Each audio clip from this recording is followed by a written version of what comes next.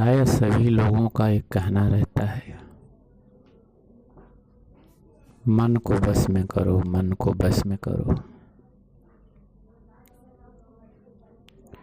भला मन को कौन बस में कर सकता है? मन को केवल भगवान ही बस में कर सकते हैं। रामचरितमानस में आया है, मन बस होय तबहु प्रेरक प्रभु बरजे।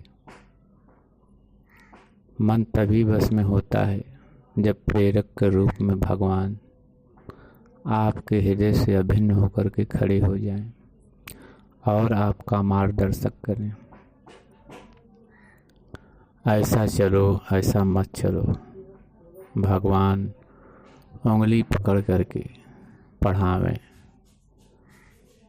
तभी आप समझ पाओगे क्या मेरे लिए सही है, क्या गलत है। इसलिए भगवान नाम करते रहना चाहिए और तब तक करते रहना चाहिए जब तक प्रेरक के रूप में भगवान हृदय में उतर ना आवे।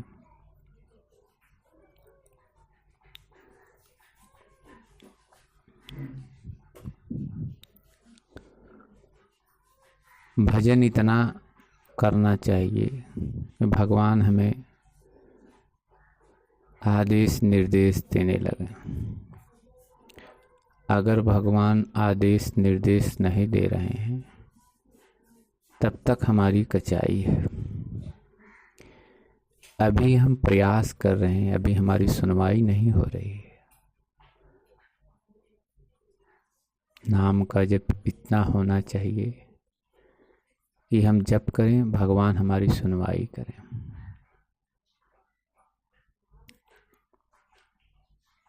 अब भगवान तब तक सुनवाई नहीं करते हैं जब तक वो ये नहीं जान लेते हैं वस्तुतः आपको क्या चाहिए। वो रोए रोए के हाल जानते हैं। आपके मन में क्या चल रहा है वो चलने से पहले उन्हें पता चल जाता है और वो उसकी पूर्ति के लिए भगवान सहयोग करने लगते हैं, चाहे वो भगवत पथ हो या सांसारिक कोई चाह, सब उन्हीं के द्वारा पूरा होता है। हमें लगता है कि हमने ये कर लिया, हमने वो कर लिया। हमें ये पता नहीं होता है कि इन सब कामनाओं के पीछे किसका बल है, किसकी पावर है। भगवान सर्व सामर्थ, पूरे विश्व के निहंता, पूरे चराचर जगत के जीवन स्रोत हैं। उन्हीं के द्वारा सब कुछ चलायमान है। इसलिए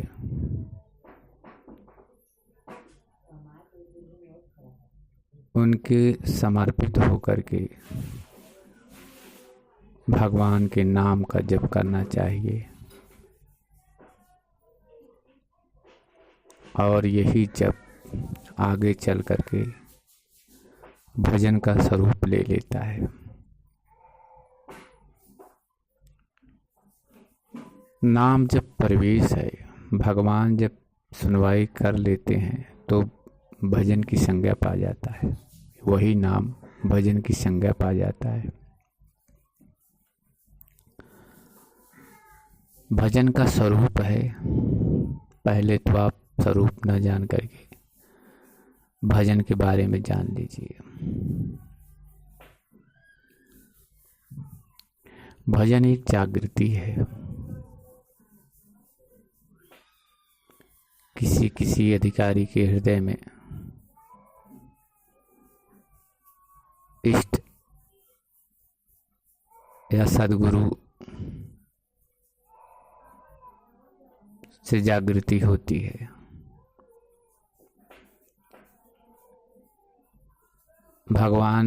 भगवत प्राप्ति के लिए दो मार्ग हैं, एक ज्ञान मार्ग है और एक भक्ति मार्ग है।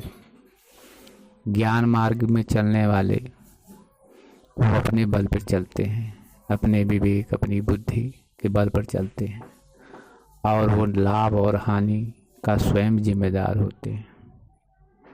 और जो भक्ति मार्ग के जो पथिक होते हैं वो अपने बल पर नहीं चलते, वो भगवान के समर्पित होकर चलते हैं।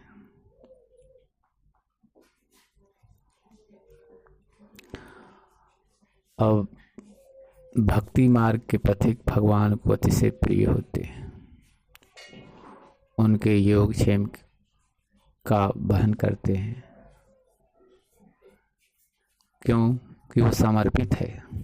जैसे उदाहरण के रूप में ले लीजिए, एक बच्चा 5 साल का बच्चा अपने माँ बाप के प्रति समर्पित रहता है, उसके अभावों को वो नहीं जानता, वो बस मन क्रम वचन से अपने माँ के प्रति समर्पित रहता है। बच्चा कभी बोलता है मुझे कपड़ा दो, मुझे वस्त्र दो, भोजन दो, नहीं, वो कह भी नहीं पाता है, बता भी नहीं पाता है, और उसके सभी अभावों को माँ पूर्ति करती है। तो इसी तरह भगवान अपने समर्पित भक्त की हर तरह से उसकी देख रेख करते हैं और उसे ले चलते हैं।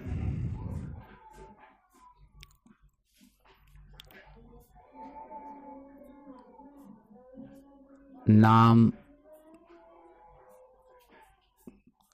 किसी तत्वदर्शी महापुरुष के श्रीमुख से ही लेना चाहिए, उसे धारण करना चाहिए। हर जगह नाम लेने से, नाम का दान लेने से वो उतना प्रभावशाली नहीं होता। अब हमें तत्वदर्शी महापुरुष मिलेंगे कहाँ खोजे उन्हें, कैसे पता लगेगा? हमारे पास पैमाना कौन सा है? उनको जांचने की, परखने की हमारे पास मशीन क्या है? हम कैसे जाने तत्वदर्शी महापुरुष? तो कमी उनमें नहीं है, कमी हम में है। देखिए, जब शीशे पर धूल मिट्टी जमा रहता है तो अपना ही प्रतिबिंब नहीं दिखाई देता, अपना ही रूप नहीं दिखाई देता। तो महापुरुष को परखने के लिए सबसे पहले अपने ऊपर काम करना रहता है। अपने मन की गंदगी को, अपने विचारों की गंदगी को साफ करना रहता है। जब हमारे मन की गंदगी, हमारे विचारों की गंदगी साफ हो जाएगी तो शीशे की तरह हमें पता चल जाएगा कि हमारे सामने रखा हुआ शीशे में कौन है। मैं हूँ, कोई दूसरा है। उसी तरह मन का दर्पण जब साफ हो जाएगा तो भगवान आप में रथी होकर के बताएंगे। जब तक मन निर्मल नहीं होगा तब तक भगवान आदेश निर्देश नहीं करेंगे, वो भगवान ही बताएंगे। और रहे आपके गुरु महाराज, आप उनके शरण में भी हो जाएंगे और आप उनके आदेशों का पालन भी करने लगेंगे और आपको पूर्ण विश्वास भी हो जाएगा कि भवसागर, इस भवसागर से पार कराने वाले हमारे खेवटिया सदगुरु यही हैं, यही हमारे गुरु महाराज हैं। तो इसलिए सबसे पहले अपने मन, अपने विचारों को निर्मल करने के लिए साफ करने के लिए हमें नाम का जप अति आवश्यक है। नाम जपने के लिए भगवान नाम को गुरु मान करके उनके नाम का जप करना चाहिए। जैसे जैसे आपका मन निर्मल होगा वैसे वैसे रास्ता आपका प्रशस्त होगा। बोलिए गुरुदेव महाराज की जय।